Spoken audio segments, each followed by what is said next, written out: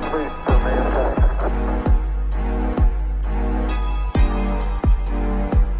very word secrecy is repugnant in a free and open society, and we are, as a people, inherently and historically opposed to secret societies, to secret oaths, and to secret proceedings. Coming to you from the studio in the Nemesis Stars, Planet X. The trance is the truth, is the drugs, try the best, Ignition sequence start. 6, 5, 4, 3, 2, 1, 0. All engine running. Liftoff. We have a lift-off.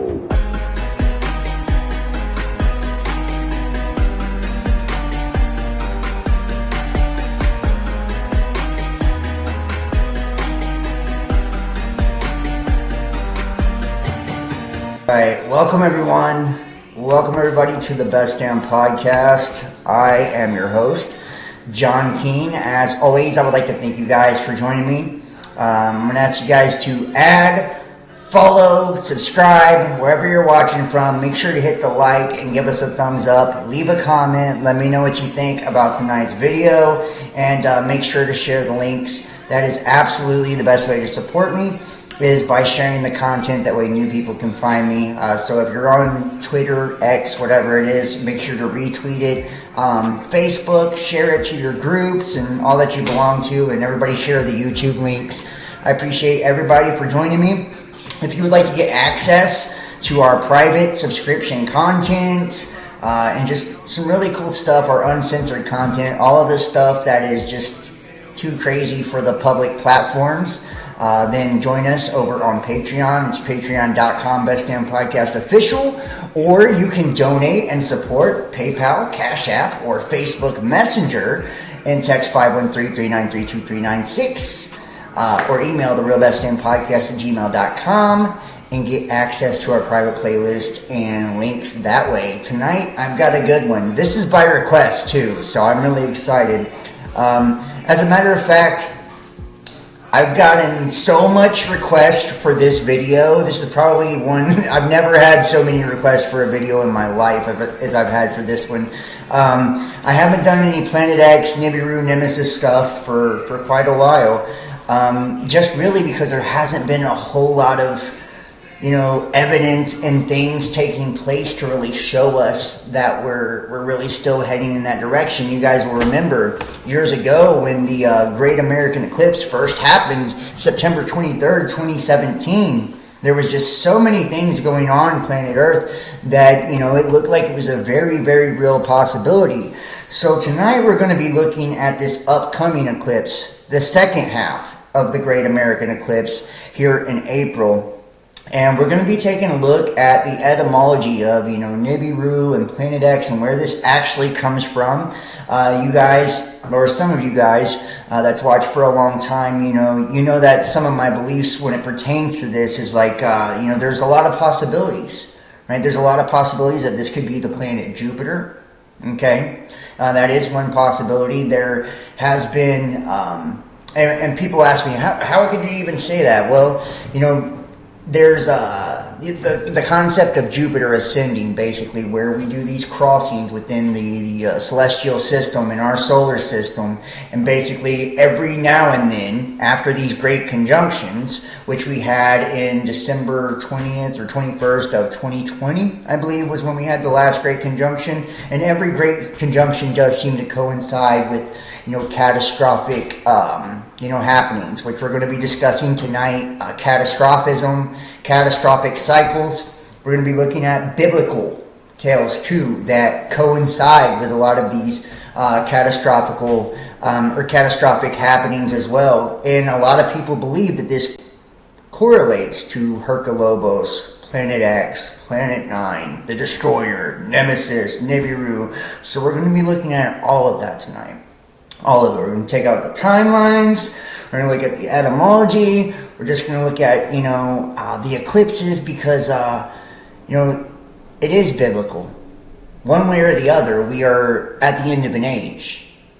And every time these cycles end, they seem to happen with a few different events.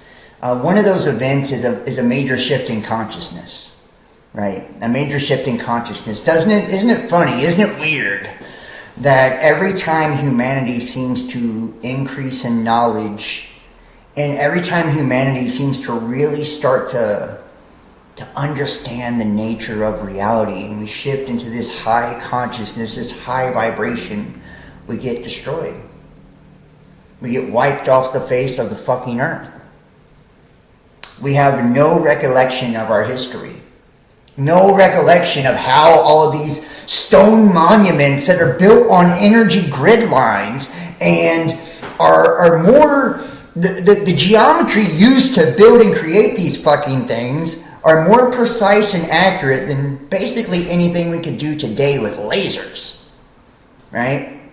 So we were at a place, and many people want to go to the ancient astronaut theory because we have the books, and we're going to look at some. We're going to look at the Colburn and the Tales of the Destroyer, the Colburn Bible, which is pre-Diluvian, pre-flood, written on brass, I believe, brass or copper. I think it was brass, about an Egyptian pharaoh. And some people believe that this was Moses, Moshe, or Akhenaten. And it talks about this comet, or this comet-like planet that comes by and fucks everything up, basically, ending that age. And it's basically the story of Exodus, the parting of the Red Sea, but told from the Egyptian perspective instead of the Hebrew perspective, right? So we're going to look at that. There's 3 chapters on the destroyers. We're going to be looking at the Lost Book of Enki too, because we're going to see similarities with the 7-year timeline also that coincides with the Great American Eclipses. Remember, that first one happened September 23rd, 2017. Well, September 23rd, 2017, we had the Great Sign in Heaven. Let's go. Okay, we're just going to go ahead and jump into this fucking shit. If not, I'll be here all night. So September 23rd, 2017, we had the Great Sign in Heaven.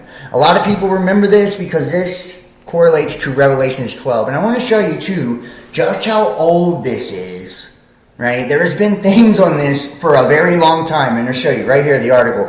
Possibly as large as Jupiter. Mystery heavenly body discovered.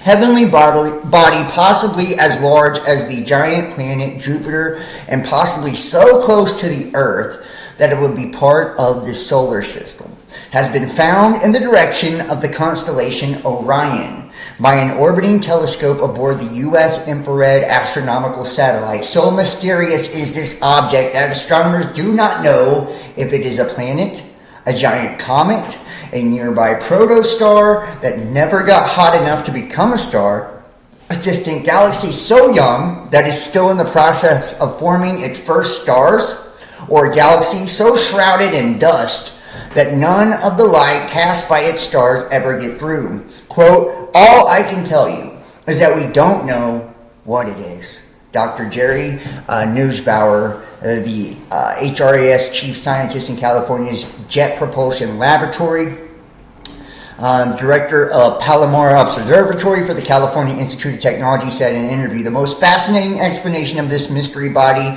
which is so cold it casts no light and has never been seen by optical telescopes on Earth or in space, is that it is a giant gaseous planet as large as Jupiter and as close to Earth as 50 billion miles. While that may seem like a great distance in Earth-bound terms, it's a stone's throw in cosmological terms. So close, in fact, that it would be the nearest heavenly body to Earth beyond the outermost planet, Pluto. If it is really that close, it would be a part of our solar system. So,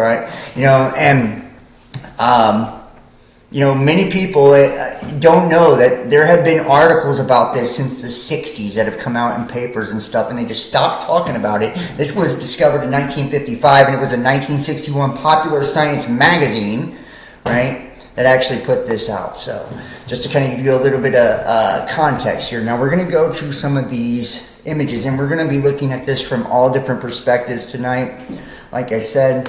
So let me say thank you to everybody that's joining me in the chat. Make sure you hit that like, hit the thumbs up. Hopefully everybody got the notifications. Paula Hall, Kimberly F, Claudette Malespina,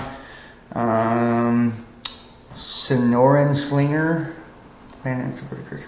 Yeah, well, and that's the thing. Chrono Crucified BDP, Grant's Modern Life, Max Lowe, Tim Hamby. I appreciate everybody on Facebook, Twitter, all that good stuff.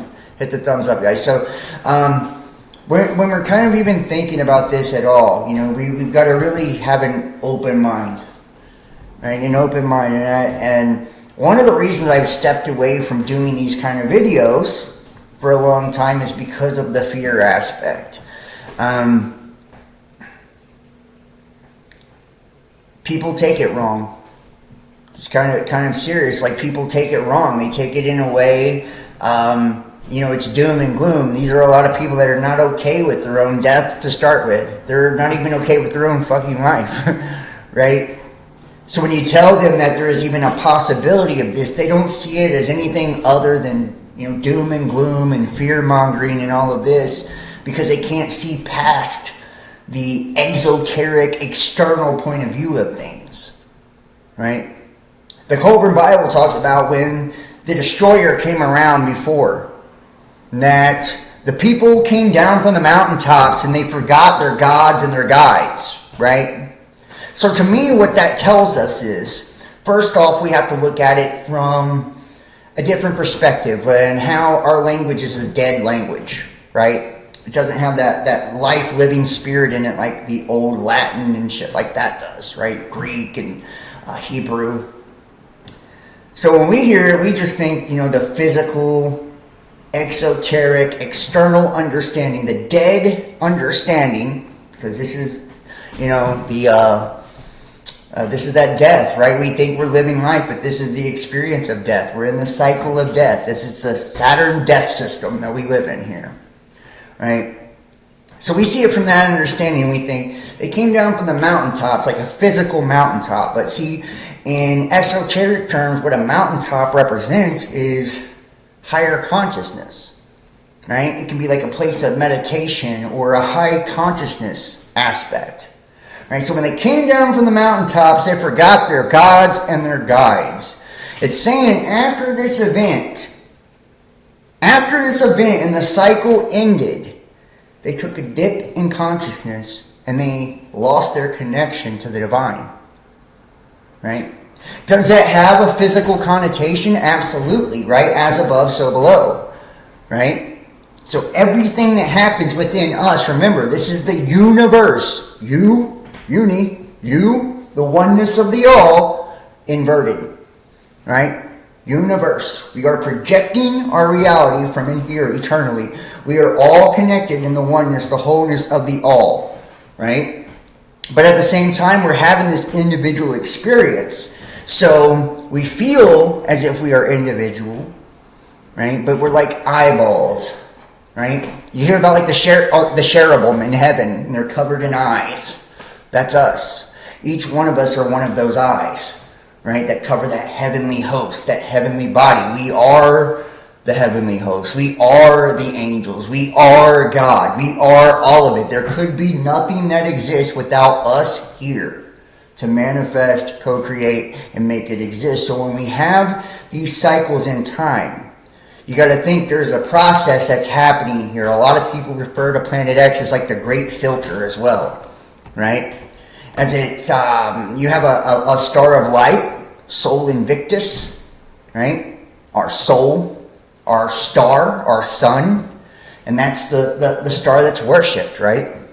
That's the star that gives us pure awareness, right? So much awareness that we have to have a shadow, a lower self, a subconscious, right? To harness and house and collect and store that awareness, because we can't even interpret it and we can't even filter it through fast enough, right? To be able to embrace it all at once. So when we get that awareness each day, it's like we're chewing on it mentally, spiritually, right? We're chewing on it bit by bit, and then it comes to us in pieces, right? Because we're constantly being fed information by this system of light and these projections of light that we call the celestial spheres. Well, think about it having a twin, right? As above, so below. If we have a light sun, wouldn't it make sense we have a dark sun too? And if it was a dark sun, right? Wouldn't it be the total opposite? If we have a plasmatic body that gives off heat, radiation, and all of this, then they're describing this as something so dark that it doesn't even allow light to escape, right? It's like the total polar opposite because we live in a dualistic system, so the polarity effect here. And this dark sun, when it comes by, right, it's representing a transition, a shift in time. We've heard of these polar shifts on Earth as well. And, you know, we probably won't even have time tonight to get into the whole pole shift aspect the way I really want to. We've watched the migration of the magnetic poles over the last 130 years. Guys, we are so close. And let me see if I can pull it up here. We are so fucking close. Let me pull up Mr. Maverick Star here. We are so close to polar shift. What's pulling us there? What's causing the magnetism of the Earth, right, to rotate? What's causing our poles to move, to migrate?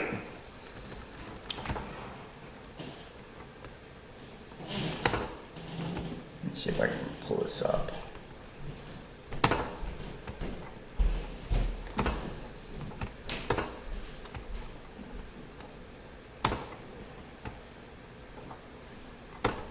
One second, guys.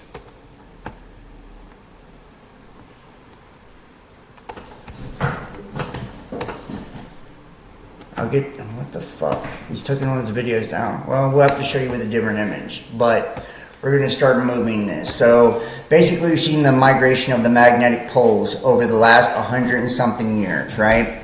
We've gotten this great sign in heaven that took place, which is absolutely biblical. Let me pull this up, guys. Sorry. This is the first one. Right? Once in 7,000 years. This took place September 23rd, 2017. This correlates with the Revelations 12 prophecy in the Bible, right? And the Revelations 12 states, "And there appeared a great wonder in the heavens, a woman clothed with the sun and the moon under her feet, and upon her head a crown of 12 stars. And she, being with child, cried, travailing in birth, pain to be delivered," right? And this was the constellation of Leo and Virgo with Mercury, Mars, and Venus, right, in conjunction here. This is an alignment, a celestial alignment that never happened before and will never happen again. This took place September 23rd, 2017. The story in the Bible is referring to this woman, Virgo, giving birth. Lo and behold, Jupiter, the planet Jupiter, which if we look at ancient Babylon, the Babylonians called Nibiru, it was Jupiter. So when they were referring to Jupiter, it was Nibiru. And when you see the pictures of Planet X, and it looks like here,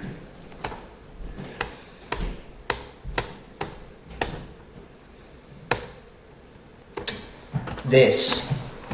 If it looks like this, and let me see if you guys can see this. You guys see my images here.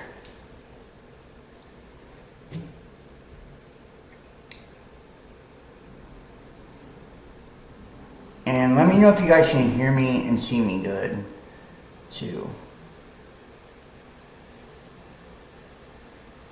Everybody in the chat, let me know if you can hear me and see me, whatever platforms you're on. Let me know if you can hear me and see me, the picture's good and all that stuff before I continue here. So, the one with the wings, what this is describing, this is actually an image of like the Great Conjunction, guys, is what it is. It's Jupiter and Saturn when they're put together. It makes it appear as if, you know, it has wings because you have the planet Saturn sitting behind the planet Jupiter. Jupiter is the striped planet, right, representing good, right? Jesus, who bore our stripes, Thor, Zeus, right? We went through this on this channel a million times about what the representation of Jupiter is. It's the king planet, the king of kings, right? The planet that represents light. And is the good guy, the sun, right? Also, he's the son of Saturn. And then we have, behind it is a representation of Saturn, which is the ring planet, and that is the father planet, Kronos, right? Father times. These two planets in conjunction. We look at the Book of Miracles.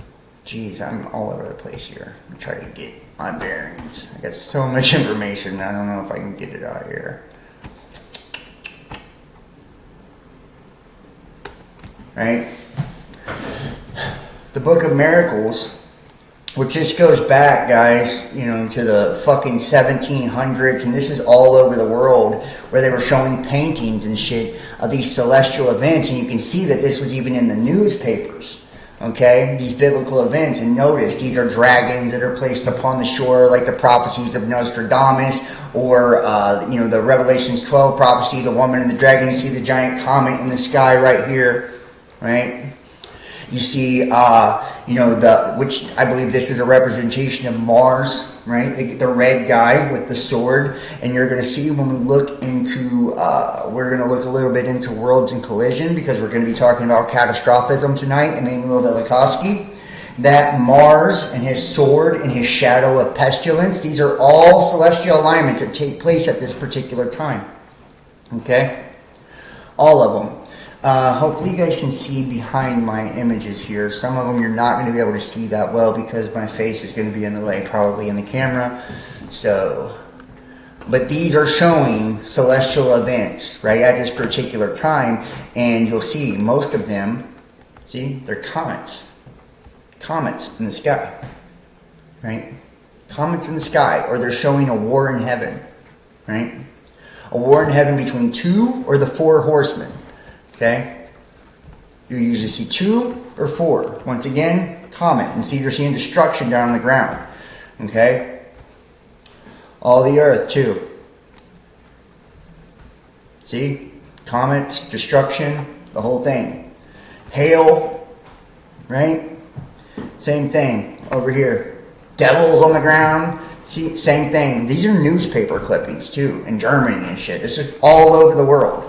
See this? Celestial bodies. These are suns. These are objects in the sky. Right? See? Same thing. Same thing. And this is causing a deluge. Right? See how they're all underwater? And we think about the Great Flood and all of this. These are the miraculous signs that have taken place. Every one of these have happened. The last great conjunction that we had, like we had just a couple years ago, was 800 years ago. To that effect, right? This coincides with also the northern torrids. We go through a certain particular part of space where all of these asteroids and comets go past us all the time. It creates meteor showers over the Earth. You've seen in the article there the connection, the first article I showed, with the Jupiter-sized planet from 1961 that was discovered in 1955. That you know, they talked about how it came from the Orion star system. Well, then you look at like the pyramids and all of the different, things across the Earth that are built on these energetic grids, and how they all correlate to the Orion star system as well, right? Matter of fact, Orion is the warrior, and I just showed you too. Right here. See? Is this Mars or is this Orion? Right? One can, you know, kind of look at that either way.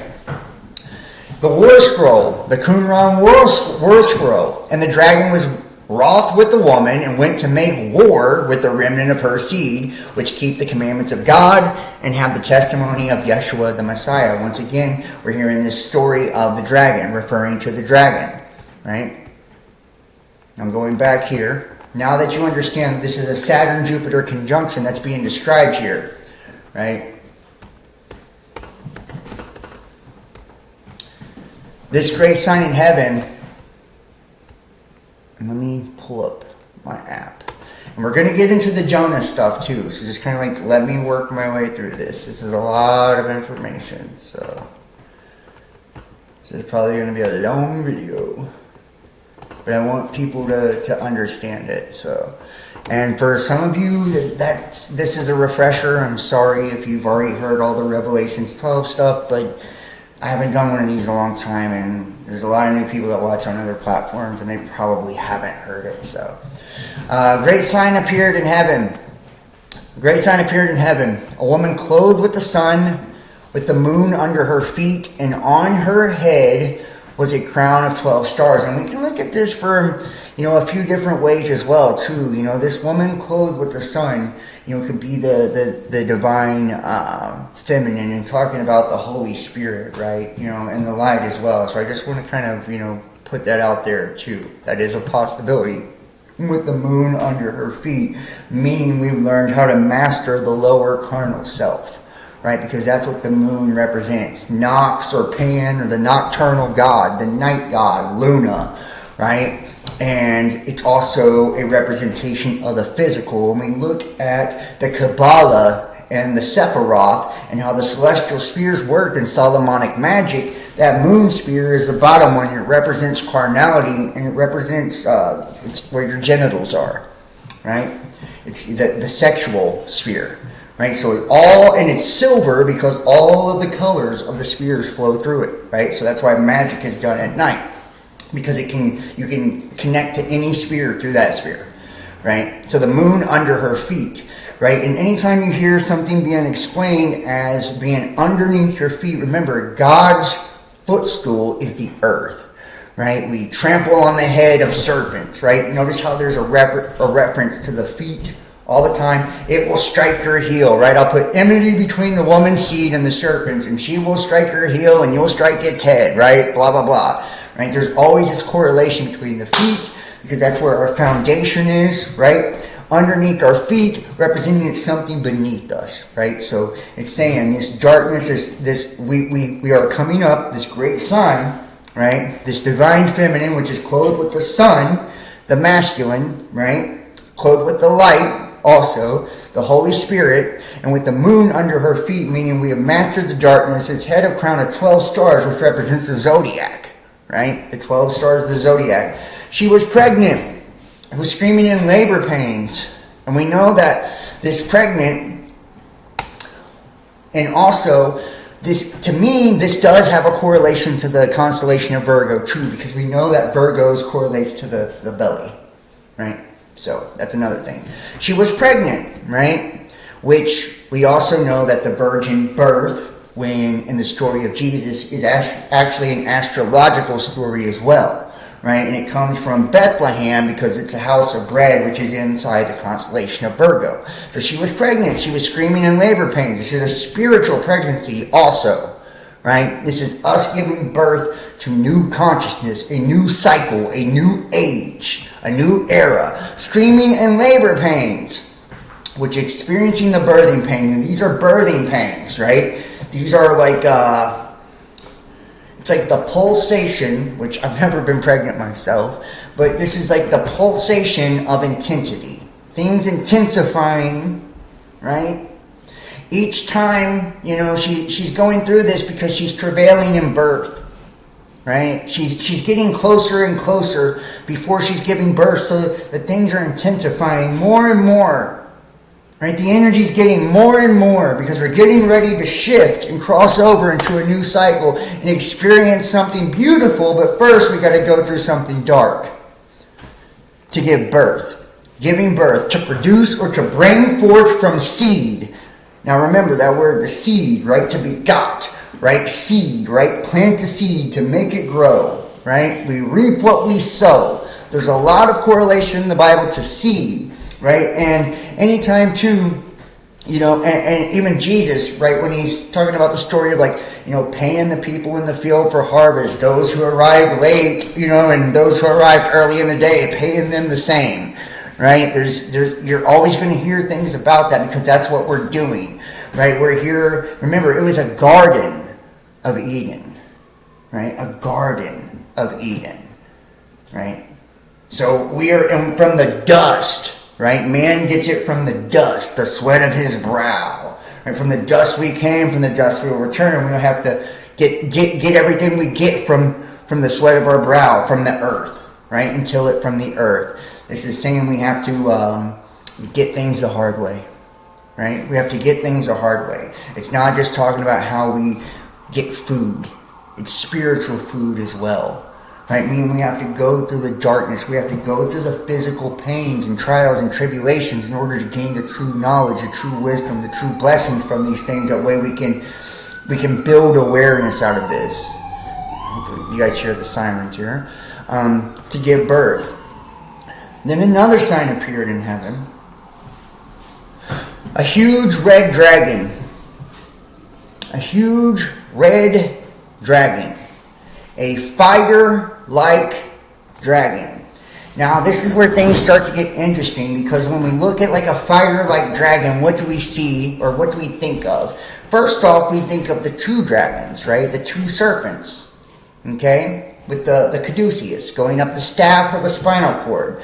Red and blue, the two pillars, solar, lunar, of Heliopolis, or the mysteries, right? And you see in Freemasonry, the Temple of Solomon, all of this, it's not a fucking physical temple. Solomon, King Solomon, the wisest man who ever lived, and think about it, Sol, right? Sol, Om, Man, moon, right? Sol, Om, moon, Solomon, right? So Solomon, the wisest man that ever lived, he built his temple out of demons. You guys have heard me make this reference in the past, and now you're going to start to understand why, right? See, pre-Diluvian, pre-flood, back in the days of the Nephilim, the giants, representing a large consciousness that was devouring man, right? They were, and some were, and each other. We'll talk more about that another day. But basically, these heroes, men of renown, right? These gladiators, these deities, demigods, descending from the stars, right? This huge red dragon, fire-like, right? Before the flood, all of these things existed in this different cycle, right? We had these ages of Aries, which is a fire age, and ethereal being. This is when Moses goes up on the mountain, right, and sees the burning bush, right? These two pillars that we're referring to, right, represent two dragons. The feminine, right, which is Tiamat, the divine Holy Spirit that was broken into pieces and spread out all over the universe. That way it would never be put back together. Right? That's us. And the other one, I believe, if we look at the Lost Book of Enki, or the Enki's World Order, right, from the Anunnaki and Sumerian tablets, the red dragon would be Nibiru, right, which would be, you'd have the dark, which would be the male, the masculine dragon, the red dragon, also known in some ways, depending on this fabulous kind of serpent, which means perhaps is supposed to fascinate, a fabulous kind of serpent, which is Durkomai, which means to look, means to see, right? This fascinate means to see. Right, to see. It's a spirit that allows you to see, right? To have the eyes to see, right? This thing comes, it increases awareness, it opens our eyes. This red dragon, this masculine entity that had 7 heads and 10 horns, right? Now the 7, we could also look at that as the 7 chakras, right? The chakras, and let me pull this up here.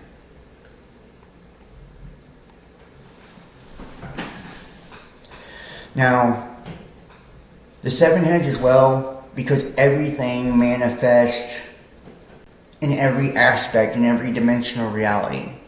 From the chakras to the 7 planets, the 7 colors of the rainbow, the 7 days of the week, the 7 continents, right? 7 being the number of God. 7 years between the Great American Eclipse, right? 7 representing judgment, right? All of these things. 7 trumpets, 7 seals, 7 lampstands, 7, 7, 7, right? Right? The 7 heads and 10 horns. Now, the 10 horns is, and you hear this be the, the hair of the head in the primary cars, what it says, the hair of the head or a horn, right? And we all know what horns are, but if we think about 10 horns as well, and stories like from Norse mythology, right, and Ragnarok, where the cycles end, it talks about these 10 levels of heaven, right? These 10 levels of heaven. Right? And that 10 is like the number of God. We're descending up dimensions, right? And at the 10th dimension is God. So could they be talking about, right, this dragon, serpent energy, this fabulous kind of serpent, right? These serpents up the staff, the caduceus, that allows us to see, right, with the 7 heads, meaning the governors, the archons, the 7 planetary energies, and the correlation in our earthly body is the 7 chakras, right? These 10 horns being the 10 levels or dimensions up to God of consciousness. On its head were 7 diadem crowns. 7 diadem crowns, so that's 7 and 10 again, right? And then think about the prophecy of Daniel, right? The 70 years with Israel, right? 7 and 10, 7 and 10. You see what I'm saying? You're going to see similarities all the way through. These are sacred numbers because they are describing your reality, the fabric of your reality. They had no other way to explain these things to us because, first off, they know that when these cycles... See, they were at a time of very high consciousness, okay? Imagine being at the end of the age of Aries, right? You are in an ethereal fire age, and fire is magic, right? If I was to, use fire magic on you, it's powerful, right? Powerful magic, okay? And every priest and priest king and every member of the priestcraft, they displayed their magical talents. Remember, Moses threw his staff on the ground and it turned into a serpent, right? Get me? They're talking about something else. That staff represents kingship, power, also phallic symbolism, the masculine, the penis, right? Remember, this is a duality, masculine, feminine. The Ouroboros is that serpent eating its tail, right? That's a sphere, right? It represents infinity. It represents a cycle, right? An orbit, a womb, a cell, right? You can apply any other analogy you want because it's just cosmology. Everything happens at the micro and the macro level because everything is just reflections of itself because it's all coming from the divine spark within us. It is the Fibonacci sequence or the golden ratio. That divine spark is just everywhere, right? Replicating itself, mirroring itself. We live in a fucking mirror world, and that's just the truth. Right? So, now the dragon's tail swept away a third of the stars in heaven. Now think about that. How many angels fell? Does anybody know how many angels fell? Right? The stars. Do you know what the stars are? It's going to change the way you look at things, I hope.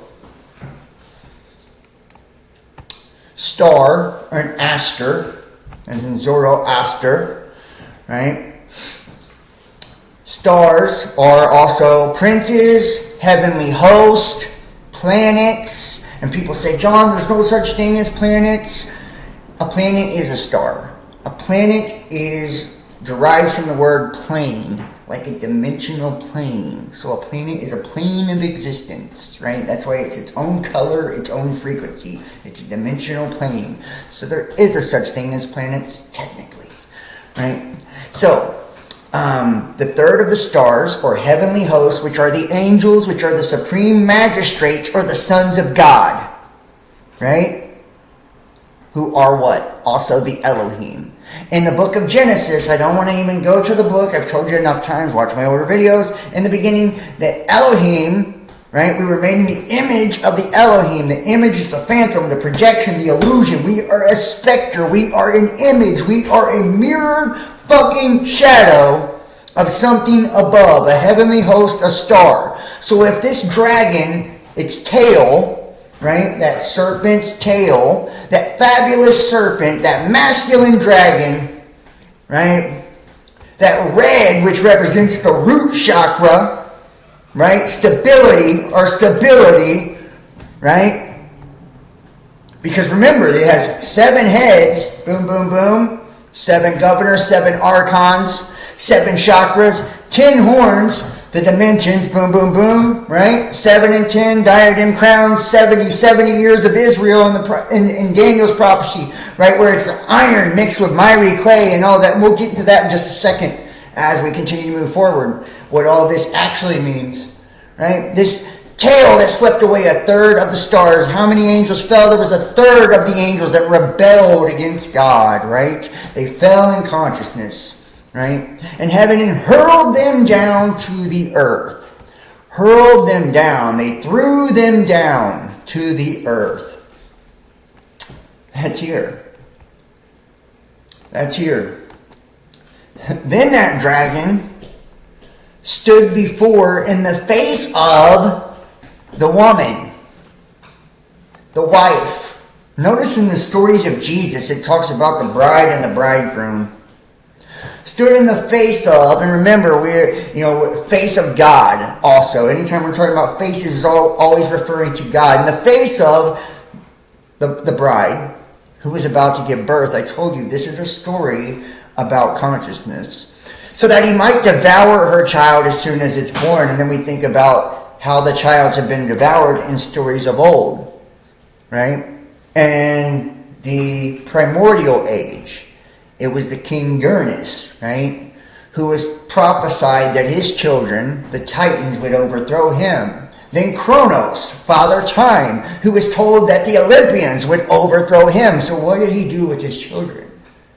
He devoured them. He ate them. Right? He ate them. And then his wife tricked him with Jupiter, Thor, Zeus, right? The king of kings, Jesus, right? Who bore our stripes, the stripe planet, and gave him a rock instead, right? A rock, the cornerstone, Christ, right? The mountains that we come down from, and the cauldron. You're going to see how all this goes together, I promise you. Just let me get through this part. That way he might devour her child as soon as it was born. And this is because the higher and the lower self feed off of one another. Right? Why did they destroy Tiamat in the Anunnaki tale? They destroyed it because she was devouring everything. Right? It's spiritual energy. It's us transmuting darkness into light. Right? So the light is seen as the evil side because it's devouring everything. It's eating it all. Wanted to devour her child. Remember, child, the mother, the father create the son. In numerology, masculine energy is 1, feminine energy is 2, 1 plus 2 is 3. 3 is a child. We're in the age of Horus, the age of the child. Christ is what? The child, the Son of God. What are the angels? The sons of God. Jesus said what? Didn't I say that ye are gods? Little g, gods. Elohim, sons of God, and we were created in the image of the Elohim, which are the stars, the heavenly hosts, the luminaries, the planets, the princes, meaning it's us. It's us. It's us. The woman gave birth to a son, a male child, who is going to rule over all the nations. Over all the nations, the races, the tribes, the Gentiles, the pagans, the heathens, with an iron rod. A rod made of iron. This starts to get interesting when you think about that, because the rod, right, and the kingship and the power that it represents, right? And then we get into the base metals that correlate to the planets. The iron mixed with miry clay, the prophecies of Daniel, and the 70 years with Israel. Do you see how they go together? Could this be the age of Aquarius and us either mixing with AI and transhumanism? Or could this just be, in reference to, Saturn and things like that? Or both? So the woman gave birth to a son, a male child, the physical, right? The masculine, the shadow, who is going to rule over all the nations, right? With an iron rod. Her child was suddenly caught up to God, supernatural, powerful, supreme being, supreme magistrate in the land. The land represents the earth. It's the ruling spirit over the earth. And to his throne. His throne, his power, his sovereignty, right?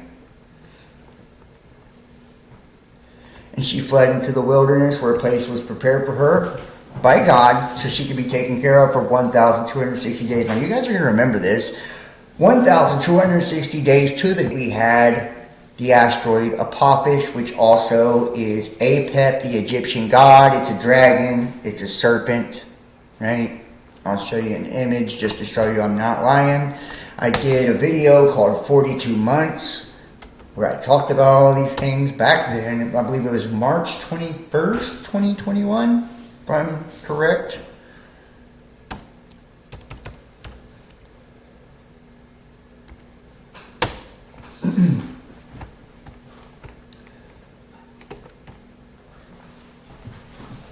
And they're telling us about a time period, right? They're telling us about a time period.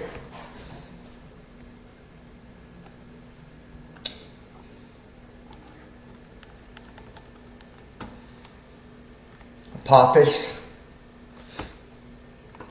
the Egyptian one, right here, Apep. See, he's a serpent. He's a serpent, and he's the god of darkness as well. He battles with Maat, which represents truth and light, right? From the Egyptian Book of the Dead, the Lord of Chaos, who was seen as a giant snake or a serpent, leading to such titles as serpent from the Nile or evil dragon. Right? Evil dragon. And he had a head made of flint, right? Rock. Right? He battled with Ra, the sun god. Right? And the tales of Apep's battles against Ra were elaborated during the New Kingdom. Why is it old and new? Because we have shift and cycles. And if you see here in the image, right, and this is a famous image, kind of shitty looking. There we go. Right? You see the red planet up there. Right? And he's got the rod in his hand. Right? Anubis at the front, battling Apophis, right? Thoth and Ra and all of them up here. The serpent underneath the boat. Right? This is showing you the, and I believe it's Jupiter. That's what I believe. It's on his head right here. And if we look at the flower, you're going to also see that Michael is also a representation of Jupiter as well. I had a dream. And I want to tell you guys, I won't tell the whole story, but I will just tell you that the reason I started this channel years and years ago, and I believe, genuinely believe, that I know the things I know because of this. I had a demonic attachment and got into Christianity and all of this. I went to church and I started asking questions because I started seeing these revelations and prophecies and all of this, and I thought, fuck, it looks like we're about to have a pole shift or something. You know, the sky receding back like a scroll and, you know, all these things, right? I'm like, wow, these earthquakes, these mountains thrown into the sea, and, you know. So I had this dream, and in the dream, I could see what looked like a giant moon that had hit the earth, and it was broken into pieces. And you're going to see, there's different things. We'll get into it as we go through. I don't want to tell too much, but over the horizon, I seen a bunch of what looked like plasma or fireballs falling, and the entire earth was shaking. And I heard the words, everything that can be shaken will be shaken. And people were just They were taking themselves out. They were jumping off of buildings. They were going crazy. They were running each other over. It was just pure fear and terror in everybody but me and my children, pretty much.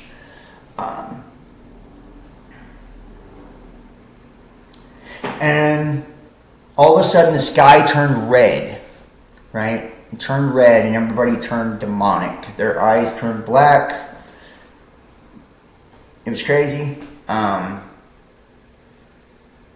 then a giant fucking planet, and this is the weirdest part, but a giant planet pops out of the sky, out of nowhere, just out of nowhere. Like I didn't see it, just looked like it come from up underneath.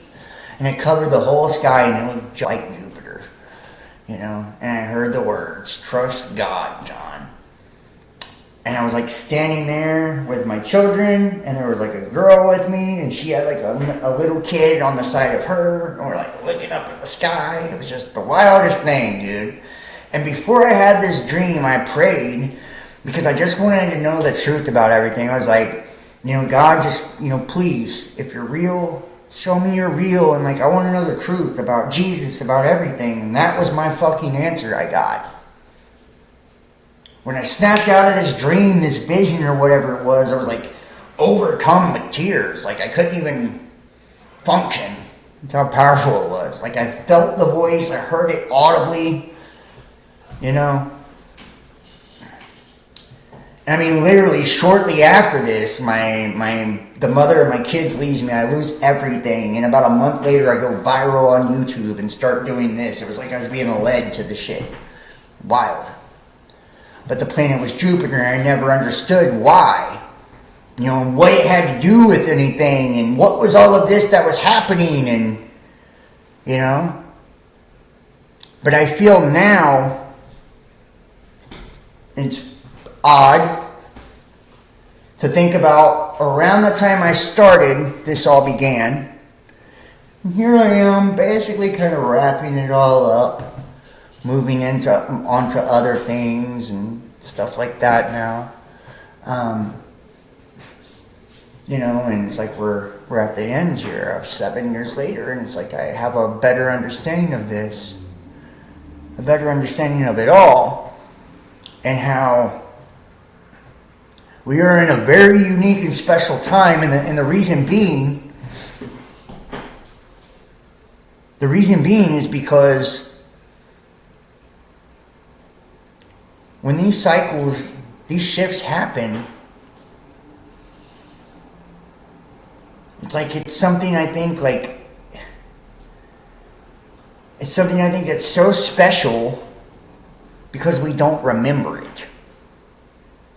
We don't remember all of these events. We don't remember the magic of what we were at the end of these cycles because we peak. We peak, whether it's Atlantis or the Lemurians or whatever.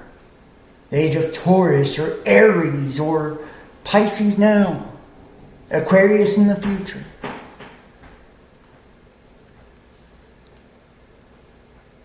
It's like we have gotten the most out of that age and that energy, and we become mature in that energy. And we're such powerful beings, we're such powerful creatures that we attract and we manifest everything in our lives to us. And we, scripture, the base word of scripture is script. It's a script, a program. There's nothing new under the sun. It is a story told over and over again, a cycle, a process of conscious evolution that is taking place here, right? Breaking of all of this God energy into pieces and maturing them by applying pressure. Remember, we gotta get our harvest from the ground, right? From the earth itself, from the land. Right? So the earth is what allows us. We're literally magicians. Right? We're magicians. We're Prometheus. Right? We're the ones taking the clay and putting the divine spark into it. We're also Lucifer. fallen angel, that beautiful cherubim, right? The god of music or sound, light and sound. And we got so proud, right?